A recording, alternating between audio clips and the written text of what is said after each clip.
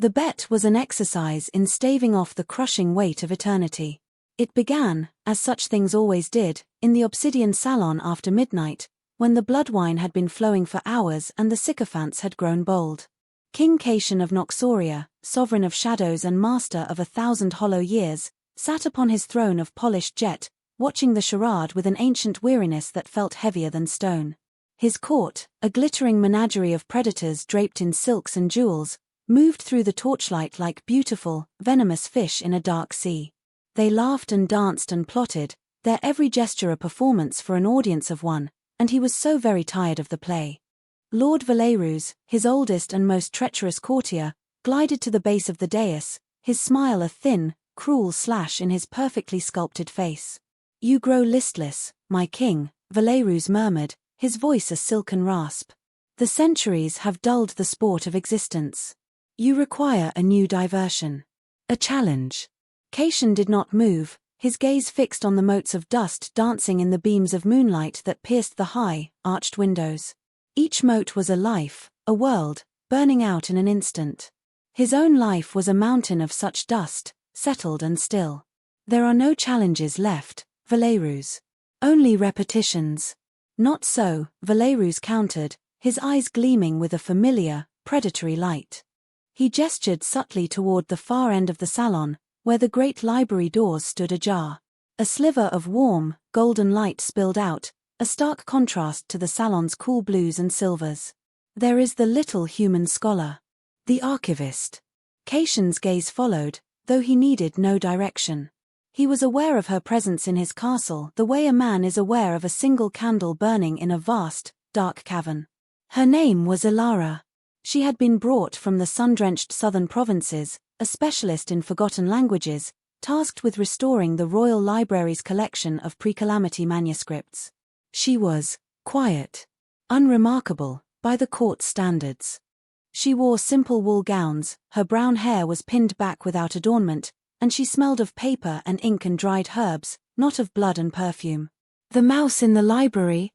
Caitian said, his voice flat. "What of her?" "She is immune," Valerus purred, circling the point. "She works under your roof, breathes your air, yet she does not flinch from us. She does not flatter. She does not cower. She looks at us, at you, with the same detached curiosity she affords a faded scroll. She is an island of sincerity in our ocean of artifice. I find it insulting." Caitian almost smiled. Valerus was insulted by anything that did not immediately bend to his will. Her work is valuable. She is to be left undisturbed. "Oh, of course," Valerus agreed, too quickly. "But imagine the sport. To crack that placid surface. To make that quiet heart beat only for you.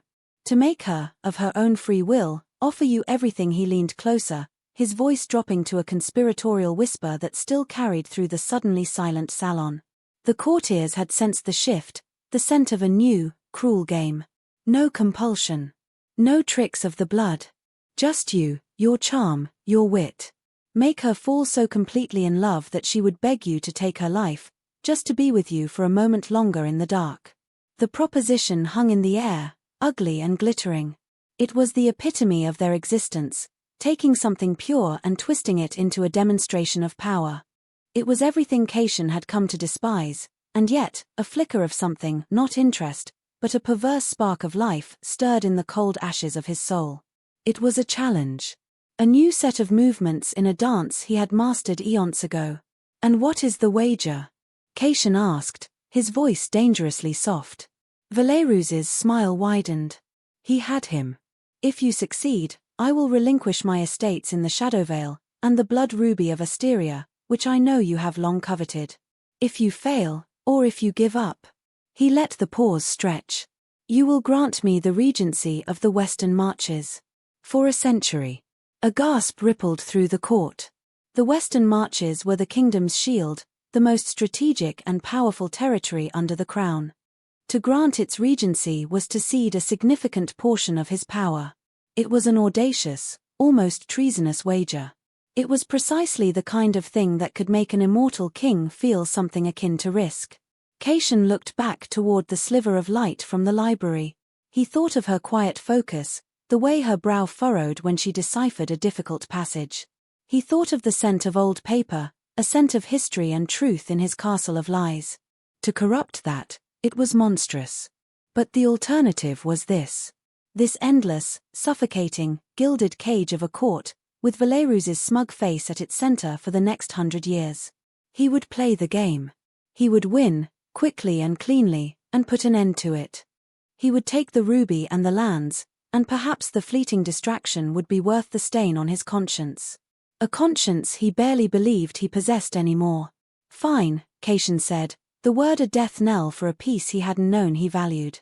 He rose from his throne, the movement silencing the last whispers. His shadow stretched long and sharp across the marble floor. By the next full moon, the little scholar will be mine.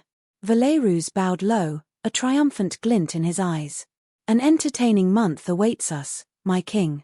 Cation turned his back on them all and walked toward the library, the warm golden light a beacon in his cold, calculated darkness. The bet was made. The game had begun. He felt nothing but the familiar, hollow ache of a victory already assured, and the faint, unsettling scent of ink and dust on the air. He was a king, a predator of ages. What chance did a mouse, however sincere, stand against the patient hunger of the dragon? He did not yet know that the most dangerous wagers are the ones where you forget what you have staked. His first move was a study in casual power. He began to frequent the library, a space he had not entered for decades, its silence a welcome respite from the court's incessant murmuring. Ilara was always there, a small, focused figure hunched over a massive, leather-bound tome at a great oak table. The air around her seemed different, cleaner. He would select a book from a high shelf at random, his movements silent, and settle into a chair across the cavernous room, pretending to read. He was merely observing, learning her rhythms. She did not startle when he entered. She did not look up. This, in itself, was a novelty. Every other creature in his domain was acutely aware of his presence, their senses tuned to his power. Ilara, however, seemed to have a gravity of her own, a small, dense star of concentration that held her in its orbit. For 3 days, he simply watched. He learned the way she pushed a stray strand of hair from her forehead with the back of her wrist, the soft, almost inaudible sound she made in her throat when a passage finally yielded its meaning. He noted the slight tremor in her hand as she mixed her inks, the careful precision of her brushstrokes as she restored an illuminated letter. On the 4th day, he spoke. "The ink is improperly balanced," he said, his voice echoing slightly in the vaulted chamber. "Too much gum Arabic. It will crack the vellum within a decade." She looked up, and for the first time, he had the full force of her attention. Her eyes were not the color of chocolate or honey, as a poet might write. They were the color of moss after a rain, a deep, living green-brown, and they were startlingly direct. There was no fear in them. Only surprise, and a flicker of professional indignation. "I was trained by the finest scribes in the South, Your Majesty," she said, her voice clear and steady. "The formula is precise." He rose and walked toward her table, his movements fluid and silent. He stopped beside her, close enough to feel the faint warmth radiating from her skin. He looked down at the pot of ink, then at the ancient manuscript. It was a history of the First Dynasty, a text so old even he had only read copies. The scribes of the South work in a humid climate. Here, in the heart of the mountains, the air is dry as bone. It leaches the moisture from everything. Vellum, ink, life. He dipped a quill into her pot, and on a scrap of parchment, he wrote a single, elegant glyph. He then moved to a nearby cabinet, retrieved a small vial of amber fluid glycerin, derived from a specific mountain flower, and added a single drop to her ink pot. He stirred it with the quill. "Try now." Her gaze shifted from his face to the ink, her brow furrowed in concentration. She was not charmed or intimidated. She was considering his argument. Hesitantly, she took the quill, dipped it, and drew a line next to his. The ink flowed more smoothly, sinking into the parchment with a rich, permanent blackness, its edges crisp and perfect. A small, involuntary gasp escaped her lips. She looked up at him again, and this time, her eyes held a different light. "Respect. How did you know that?" "I have been alive for a very long time, Mistress Ilara," he said, the corner of his mouth ticking upward in a smile he had practiced for centuries.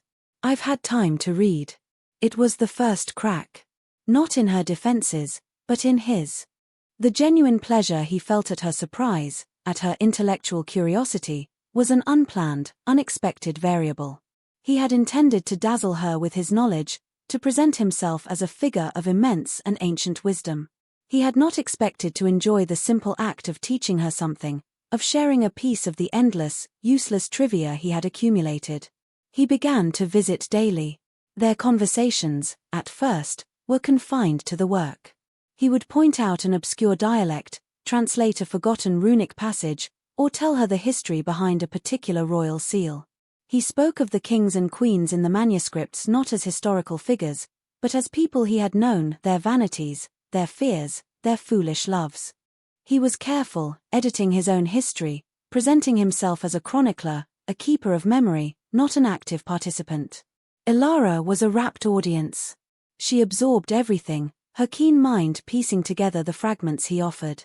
She would challenge him, question his interpretations, her face alight with scholarly passion.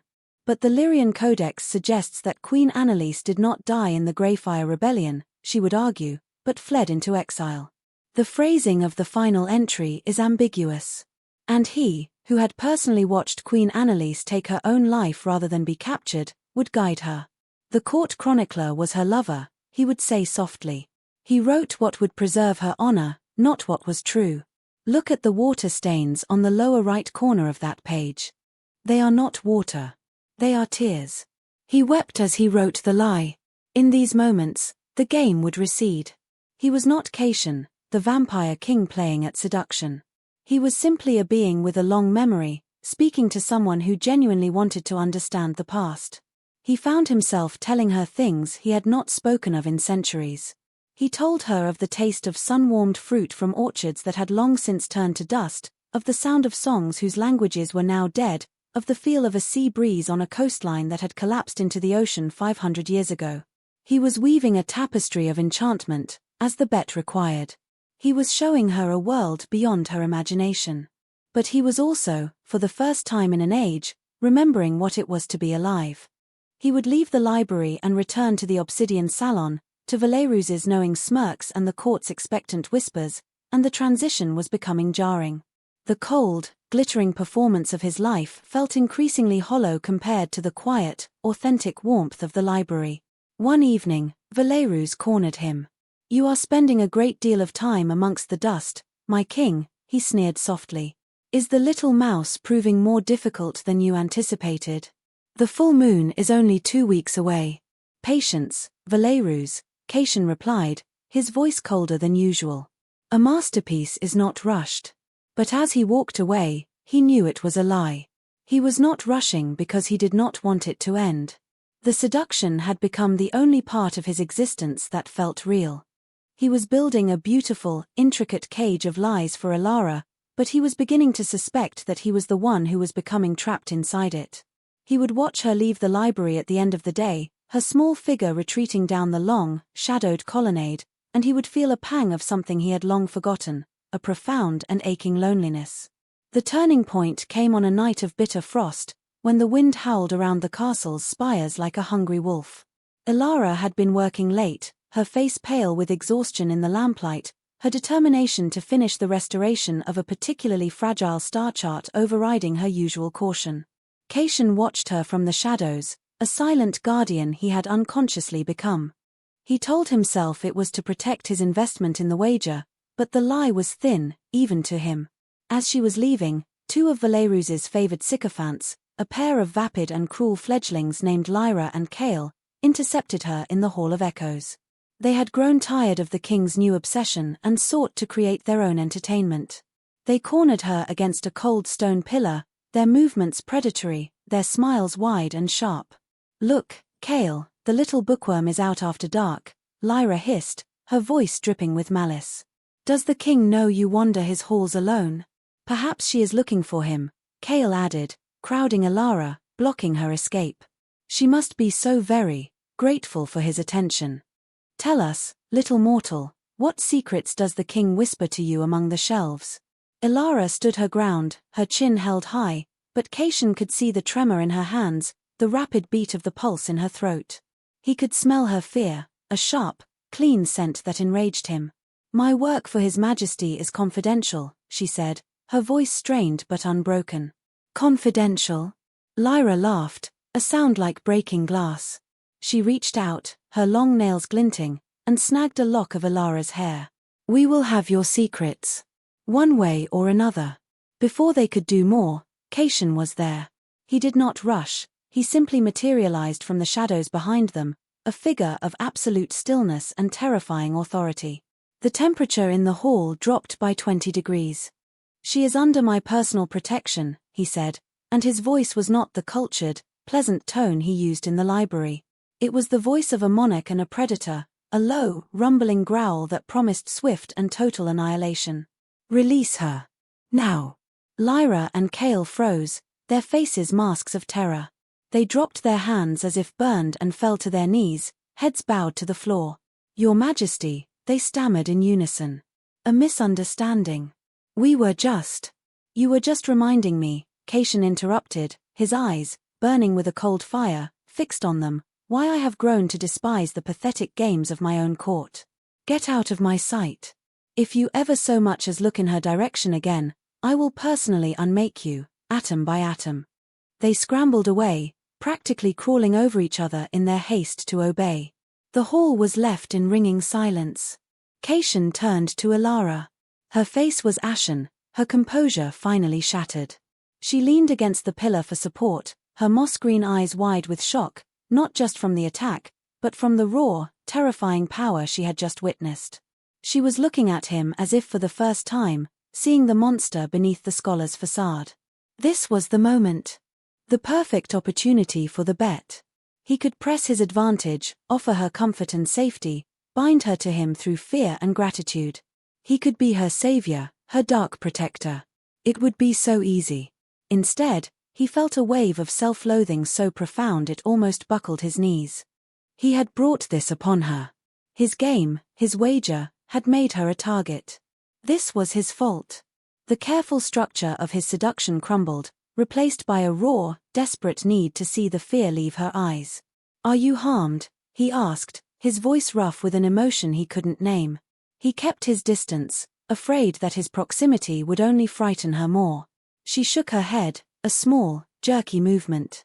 She wrapped her arms around herself. You," she stammered, unable to form a complete thought. "They will not trouble you again," he said, the promise an iron vow. He took a hesitant step closer, then stopped. He wanted to reach out, to smooth the hair they had disheveled, to offer some impossible comfort. But his hands, which had signed death warrants and toppled kingdoms, felt clumsy and monstrous. What comfort could a creature like him offer to someone like her? "Why?" she finally whispered, her eyes searching his face. "Why do you care what happens to me?" The question was a blade, and it pierced through centuries of armor. The answer sat on his tongue, heavy and impossible. "Because of a bet. Because you are a prize. Because I am a monster." But another answer rose alongside it, unbidden and terrifyingly true. "Because the thought of them harming you makes me want to burn the world to ash. Because your quiet presence has become the only light in my endless night." He could not say either. So he settled for a fractured piece of the truth. "Your work is of great importance," he said, the words sounding hollow and inadequate. "And I do not suffer bullies in my own home." She watched him for a long moment, her extraordinary eyes seeing far more than he was comfortable with. She saw the conflict in him, the violence he had just displayed, and the strange gentleness with which he now spoke. The fear in her expression was slowly replaced by a profound and unsettling confusion. She was no longer looking at a king, a scholar, or a monster. She was looking at a man. He offered her his arm, a gesture of old-fashioned, human courtesy. "Allow me to see you to your chambers. The halls are not safe tonight." After a moment's hesitation, she placed her hand on his arm. Her touch was light, tentative, but it seared through the fine wool of his tunic like a brand. It was the first time they had touched. As they walked through the silent, echoing corridors, a new understanding settled between them. The dynamic had shifted. He was no longer just the charming, knowledgeable king. He was something dangerous. And she, he realized with a jolt that shook him to his core, was not afraid. Or rather, she was afraid, but her curiosity, her courage, was greater than her fear. He had wanted to make her see him, to desire him. He had not anticipated that she would truly see him, all of him, and not run. The wager had been to capture her heart. He was beginning to realize he was in grave danger of losing his own. In the week that followed, the atmosphere between them was charged with a new, unspoken tension. The pretense of their relationship, king and scholar, had been irrevocably altered. He was no longer just a source of ancient knowledge, he was her sworn protector. And she was no longer just a fascinating puzzle, she was a tangible, vulnerable person whose safety had become his paramount concern. He doubled the guards in the library corridors, a move that sent ripples of speculation through the court. Valerus watched him with an amused, knowing smirk, certain that this was all part of the king's elaborate strategy for the bet. Cation found he no longer cared what Valerus or the court thought. His visits to the library became less about the performance of seduction and more about a desperate need for the quiet sanity of her presence. He would sit for hours, reading in his customary chair, simply existing in the same space as her. The silence was no longer a tool, but a comfort. It was filled with the soft scratch of her quill, the rustle of turning pages, the scent of her focus. One afternoon, as the low sun cast long, golden fingers of light through the high windows, she looked up from her work and found him watching her, his own book lying forgotten in his lap. His expression was unguarded, stripped of its usual irony and regal distance. In his dark eyes, she saw a loneliness so vast and profound it was like looking into a starless night sky. "You seem troubled, Your Majesty," she said softly, breaking their comfortable silence. He blinked, the mask of the king snapping back into place, but it was too late. She had seen behind it. "The burdens of a crown are heavy," he deflected, the words automatic. She did not press, but her gaze was steady, compassionate. "You told me once that a chronicler who weeps as he writes a lie leaves a mark on the page," she said, her voice gentle. "I think a king who carries a sorrow for 1,000 years must leave a mark on the world." His breath caught. She was not speaking of history or manuscripts. She was speaking of him. She was reading him the way she read her ancient texts, looking past the surface to the meaning hidden beneath. No one had dared to speak to him with such intimacy, such perception, in centuries. His courtiers saw his power, his enemies saw his cruelty, but this mortal woman, in the space of a few short weeks, saw his grief. "What do you want, Ilara?" he asked, the question abrupt, torn from him. He wasn't asking for the bet. He was genuinely, desperately asking. She seemed to consider the question with her usual scholarly seriousness. "I want to finish the star chart," she said, a small smile touching her lips. "I want to understand how the ancients navigated by a sky that no longer exists. I want to know what it was like to see the twin moons in the heavens." She paused, her gaze meeting his. "And I want to understand the story you are not telling me." The full moon, the deadline for the bet, was 3 nights away. He knew what he was supposed to do. He should be closing the trap, using this newfound intimacy to manipulate her, to push her toward the final, fatal declaration the wager demanded. He should whisper promises of eternity, of a world free from the sorrows she read about in her books. He should paint a beautiful picture of the darkness and invite her in. Instead, he felt an overwhelming urge to confess. To tell her everything. The bet, the court, the lie at the heart of their entire acquaintance. He wanted to tear down the entire rotten edifice and see if anything at all, remained of the connection he now felt between them. It would mean losing the wager spectacularly. It would mean handing Valerus a century of power. It would mean humiliation before his entire court. It would mean freedom. But fear, an emotion he thought he had mastered, held him back. If he told her the truth, she would see him only as a monster. The quiet respect in her eyes would turn to revulsion. The fragile trust she had placed in him would shatter, and she would leave. The thought of the library becoming silent and empty once more, of never again seeing the focused frown on her brow or the light of discovery in her eyes, was an agony he could not bear. It was a more terrifying prospect than any war or betrayal he had ever faced. So he chose a different path. A coward's path, perhaps, but it felt like the only one he could walk. He would abandon the bet. He would forfeit. He would let Valerus have his victory. He would endure the court's mockery and the political consequences.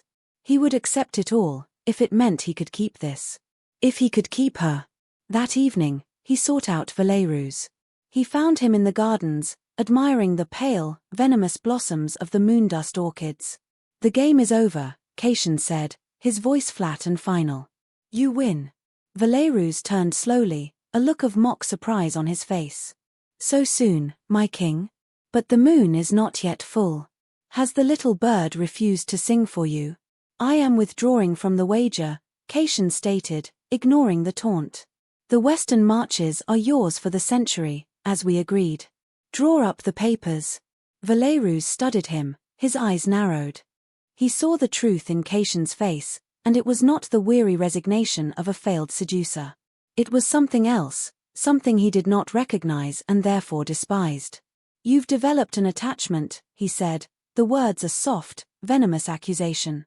"The hunter has been tamed by the mouse. How utterly pathetic." "My reasons are my own," Cation said, his jaw tight. "The bet is forfeit." "Oh, no," Valerus purred, his smile returning, wider and more dangerous than ever. "That's not how the game is played. You don't get to simply walk away. A bet is a performance, Your Majesty. And it demands a finale." Before Cation could react, Valerus raised his voice, pitching it to carry across the gardens to the throngs of courtiers gathered on the balconies. "A toast," he shouted, raising an imaginary glass. "To our king, who has so skillfully played his part. He sought to win the heart of the mortal scholar, and he has succeeded beyond all expectation." A cold dread washed over Cation. He saw what was about to happen. He started toward Valerus, but it was too late. The trap had been sprung, and it was not for Ilara. It was for him. Ilara was walking toward them. She had been taking her evening constitutional in the gardens, a habit she had recently adopted. She stopped, confused by the sudden attention, her gaze finding Cation. There was a hesitant smile on her face, a warmth in her eyes that was meant only for him. It was a look of nascent affection, of trust. "Come forward, Mistress Ilara," Valerus boomed, his voice oozing false warmth. "Come and congratulate our king, for he has won his wager." Ilara's smile faltered. She looked from Valerus's triumphant face to Cation's horrified one. "Wager?" she asked, the word a small, lost sound in the sudden silence. "But of course," Valerus said, circling her like a shark. "Did he not tell you?" All of this, the late-night conversations in the library, the shared histories, the oh-so-dramatic rescue, it was all for sport. A bet between myself and our great king. The terms? To make the quiet little human fall so completely in love that she would offer him her very life. He leaned in, his voice a poisonous whisper meant for all to hear. "Tell us, my dear. Are you ready to make your offer? The king has a ruby and a great deal of land riding on your answer." The world stopped. The color drained from Ilara's face, leaving it a stark, white mask of disbelief. Her eyes, those beautiful, intelligent eyes, were fixed on Cation. They were filled with a pain so pure and devastating it was a physical blow. She was not looking for a denial. She was looking for confirmation, and she found it in his frozen silence, in his utter inability to meet her gaze. She didn't scream. She didn't cry. The scholar in her, the woman who dealt in facts and evidence, simply processed the information. The kindness, the intimacy, the connection she had begun to feel, it was all a lie. A fabrication for a cruel game. She had not been seen, she had been targeted. She had not been cherished, she had been used. She was a thing. A pawn. A piece on a board. With a quiet dignity that was more shattering than any outburst, she turned. She looked at Cation one last time, and the look in her eyes was not hatred. It was worse. It was a hollow, empty void where trust and warmth had been only moments before. It was the look of a beautiful, intricate manuscript being set to the torch. Then, without a word, she walked away. Not back to the castle, but toward the main gate. She did not run. She walked with the steady, deliberate pace of someone who knew exactly where she was going, away. Away from him. Away from this place of monstrous lies. Cation stood paralyzed, the laughter and jeers of his court washing over him like a tide of filth. He had lost her. In his attempt to protect his lie, he had allowed werewolves to weaponize the truth. He had tried to forfeit the game, and in doing so, had suffered a loss far greater than a parcel of land or a century of pride. He had lost the only real thing in his eternal life. The silence she left behind was louder than any sound he had ever heard. The days that followed were a descent into a private hell. Ilara was gone. She had walked out of the castle gates that night and had not looked back. She had taken nothing with her but the simple clothes she wore, leaving behind the half-finished manuscripts, the pots of ink, the tools of her trade. She left behind the life she had been building, and the heart she had, for a brief, shining moment, considered opening. Cation confined himself to the library. The vast, silent space was a torment, every surface saturated with her memory. He could see her ghost everywhere, bent over the great table, reaching for a book on a high shelf, the faint, pleased smile on her face when she solved a puzzle. The air, once scented with her presence, now smelled only of dust and decay. It was his world, returned to its natural state, lifeless, cold, and empty. He would pick up a book she had been working on and see her neat, precise annotations in the margins, a conversation across time that had been brutally cut short. His court gave him a wide berth. Valerus was insufferably triumphant, lauding his new authority over the western marches with ostentatious displays of power. The other courtiers, seeing the king's black mood, whispered and watched from a distance. They saw only a monarch who had lost a bet and his temper. They could not comprehend the true nature of his loss. They did not understand that he had not lost a game, he had lost his soul. For the first time in centuries, Cation felt the true weight of his immortality. It was not a gift, but a curse. An endless, unchanging prison sentence to be served in the company of his own regret. He had existed for millennia, but he had only truly lived in the few short weeks he had known her. He had traded that fleeting, brilliant life for a hollow victory he hadn't even wanted, and then lost it all to a cowardice he hadn't known he possessed. He tried to reason with himself. She was immortal. She would have aged, withered, and died. Their time together was always destined to be brief. But the cold logic brought no comfort. A brief time with her, a single lifetime filled with the quiet warmth of her presence, would have been worth more than 1,000 eternities of this. This echoing, gilded nothingness. He thought of the look in her eyes as she walked away. The complete and utter annihilation of her trust. It was a wound he had inflicted, and it was a mortal one. He knew, with a certainty that chilled the static blood in his veins, that apologies would be meaningless. Words were the tools he had used to build the lie, they could not be used to dismantle it. She was a scholar. She dealt in evidence, in proof. Proof. The word echoed in the silent library. What proof could he offer? What action could possibly demonstrate the truth of his feelings, a truth that had been born from a despicable lie? He could send her jewels, riches, offer her a title. But those were just more tools of the power he had used to manipulate her.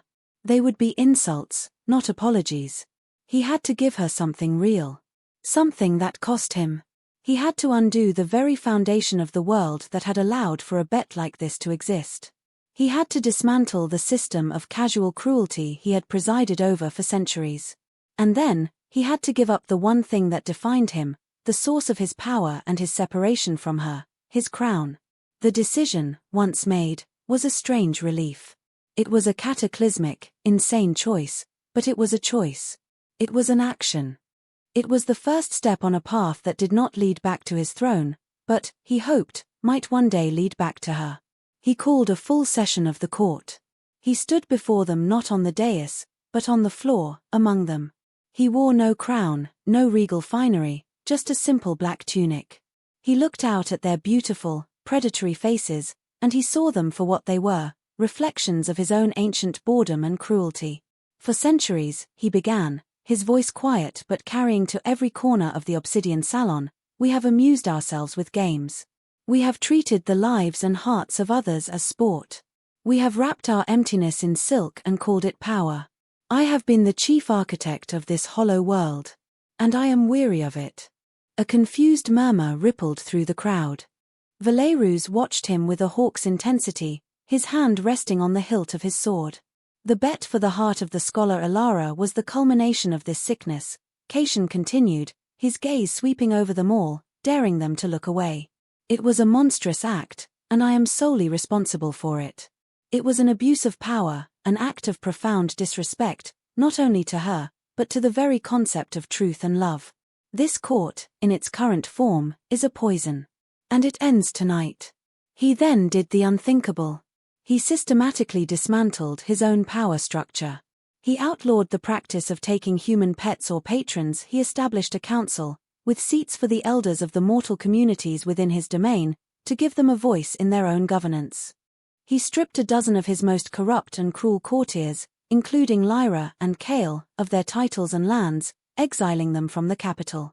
Finally, he turned to Valerus. As for you, he said, his voice dropping to a dangerous calm, your regency of the Western Marches is revoked.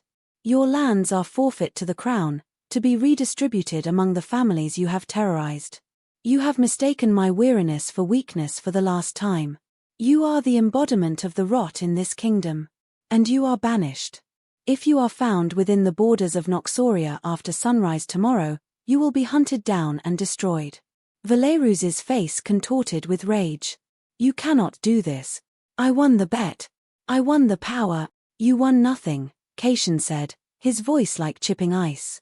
You simply reminded me of what is worth losing. Now go. With a final, venomous glare, Valerus turned and stormed from the salon, the courtiers parting before him like water. When he was gone, Cation faced the remaining, stunned assembly. I am no longer your king, he said, the words falling into a dead silence. I abdicate this throne. I will select a council to rule in my stead until a new leader is chosen. My reign, and the era of games, is over. He turned his back on their shocked faces, on the throne, on the entire edifice of his 1,000-year rule. He had given up his kingdom. He had given up his power. He had torn down his world. But he knew it wasn't enough. It was a grand, political gesture. It was a public act of contrition. But it was not proof. Not for her. He knew what the final piece of the sacrifice had to be. It was not enough to give up his power over his kingdom. He had to give up his power over her. He had to give her back the agency he had tried to steal. He had to place his life, his very existence, entirely in her hands. He had to make himself as vulnerable to her as she had been to him. It was the only act, the only piece of evidence, that could possibly stand against the mountain of his lies. He found her in a small village nestled in the foothills of the Sunstone Mountains, a week's journey from the capital. It was a place where the air was clean and the people were wary of strangers from the shadowed lands. She had found work, of course, assisting the village elder, a woman who was nearly blind, in transcribing local histories and keeping records. She was living in a small, simple cottage with a thatched roof and a garden of hardy herbs. She was living a mortal life, a life of purpose, far from the cold splendor of his castle. He did not approach her in darkness. He waited until dawn, when the first rays of sun crested the mountains, painting the world in colors of rose and gold. He stood before her cottage, in the light of the sun he had not been able to properly bear for centuries. It seared his skin, a cleansing, agonizing fire. It was a pain he welcomed. He wore simple traveler's clothes, his face pale and drawn, the skin on his hands already beginning to blister from the light. She emerged from the cottage, a basket on her arm, and froze when she saw him. The color drained from her face, replaced by a look of profound shock and guarded fear. She clutched the basket to her chest like a shield. "What are you doing here?" she asked, her voice tight, strained. "I have not come to ask for your forgiveness," he said, his own voice hoarse from the dry, sunlit air. "Words are meaningless. I have come to offer you proof." He did not move closer, maintaining the distance between them. "I have abdicated my throne," he told her, the words stark and unadorned. "Valerus is banished. The court you knew is gone. I have dismantled the world that hurt you." She stared at him, her expression unreadable. She saw the way he flinched from the sunlight, the angry red marks already forming on his exposed skin. He was in agony, and he was enduring it for her. But it wasn't enough. It was still an act of power, of a king changing the world to suit his whims, even if those whims were penitent. "That is your world," she said, her voice trembling slightly. "It has nothing to do with me." "You are right," he agreed, and the admission seemed to cost him dearly. "It was about me. About my guilt. It was not for you. This is for you." From inside his tunic, he produced an object and held it out. It was a stake, carved from the wood of a hawthorn tree, its point sharpened and fire-hardened. It was ancient, steeped in the old magic, one of the few things in the world that could grant him a true and final death. "This is my life," he said, his voice raw with an emotion she had never heard from him before. It was not power, not charm, not intellect. It was utter, terrifying vulnerability. "It is yours to do with as you will. You can kill me, and it will be justice. You can walk away and leave me to the sun, and it will be justice. Or, you can take my life, and choose to let me live it. The choice is yours. All of it. I have no power here. I have no influence. I am nothing more than the man who wronged you, offering the only true apology he has left to give." He took a single, painful step forward and placed the hawthorn stake on the ground between them. Then, he sank to his knees in the dusty road, his head bowed, his hands open at his sides. He closed his eyes, surrendering completely to the burning sun and to her judgment. He was a king no more. He was a penitent, a supplicant, a monster placing himself at the mercy of the one person he had wronged beyond all measure. The silence that followed was immense. It was filled with the sound of the wind in the trees, the distant cry of a hawk, and the frantic, desperate hammering of his own unbeating heart. He waited for the searing pain of the stake, for the final release into oblivion. He waited for the sound of her footsteps walking away, leaving him to his fate. He waited for his end, an end he knew he deserved. Ilara stood frozen, the basket slipping from her numb fingers, spilling herbs and bread into the dust. She stared at the man kneeling before her, a creature of immense power and antiquity, willingly burning himself alive in the morning sun, his life summed up in a crude piece of wood at her feet. Every instinct screamed at her to run. To take the stake and end the monster who had played with her heart as if it were a toy. He had objectified her, humiliated her, shattered her trust in her own judgment. The pain of his betrayal was a raw, open wound. It demanded vengeance. It demanded justice. But she looked at him, truly looked. She saw past the king and the predator. She saw the being who had taught her about star charts and tear-stained manuscripts. She saw the protector who had shielded her from the cruelty of his own kind. She saw the unguarded loneliness in his eyes, a sorrow that resonated with the quiet solitude of her own life. And now, she saw this, a being of unimaginable pride, kneeling in the dirt, offering her his total destruction as the only honest thing he had left. He wasn't performing. There was no court to watch, no wager to be won. This was not a manipulation. It was a surrender. A complete and total act of self-abnegation. He had torn down his kingdom, his identity, his very defenses, all to prove one thing, that what he felt for her, born from the ashes of a lie, had become terrifyingly real. Her mind, the scholar's mind that weighed evidence and sought truth, could not deny the proof before her. This gesture was too absolute, too self-destructive, to be anything but genuine. The pain of her anger and betrayal was still there, a sharp and bitter thing. But beneath it, something else stirred. A flicker of the compassion that had allowed her to see his grief in the first place. An ember of the connection she had felt, a connection that, perhaps, had not been entirely a lie on his part after all. Slowly, hesitantly, she bent down. Her hand trembled as she reached for the hawthorn stake. Cation flinched, his body tensing for the final blow. He did not open his eyes. But she did not raise the stake to his chest. Instead, she picked it up, her fingers closing around the rough wood. She held it for a long moment, feeling its deadly weight. Then, with a sudden, decisive movement, she turned and hurled it as far as she could into the dense woods at the edge of the village. It disappeared with a soft thud. Cation's eyes snapped open, his face a mask of disbelief. He stared at her, uncomprehending. "Get up," she said, her voice quiet but firm. It was not the voice of a lover, not yet. It was the voice of a judge who had passed sentence. "Get out of the sun before you kill yourself. You don't get to choose the easy way out." He stared at her, his ancient mind struggling to process her words. "I don't understand." "Justice isn't you dying," she said, her gaze unwavering. "Justice is you living with what you've done. Justice is you learning how to be someone worthy of the truth." She took a deep breath, the words costing her. "You built a cage of lies for me. Now you will have to spend the rest of your life, however long that may be, building a foundation of trust. And you will do it one stone, one honest word, at a time. If you are even capable of it." It was not forgiveness. It was not an embrace. It was a challenge. A sentence. A chance. It was a life's work, offered by a woman who had every right to grant him only death. It was more than he had dared to hope for. It was everything. A single, thick tear of blood traced a path through the dust on his cheek. He had not wept in over 800 years. He slowly, painfully, got to his feet, shielding his face from the sun's relentless assault. He was weak, burned, stripped of everything he had ever been. And he had never felt more alive. "Where do we begin?" he whispered, his voice cracking.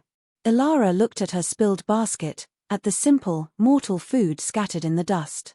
She bent down and began to pick up the pieces. "You can start," she said, not looking at him, "by helping me with this. And then, you will tell me a story. Not a history you've read. A story about yourself. And it will be the truth." He knelt beside her, his blistered hands clumsy as he helped her gather the bread. The sun was on his back, a constant, burning reminder of his new vulnerability. They worked in silence, two solitary figures at the dawn of a new, uncertain day. The great love story was not over. It had not even truly begun. The grand gestures were done. The real work, the quiet, difficult, day-by-day effort of rebuilding a shattered trust, of earning a love that had been so carelessly broken, was just starting. It was a task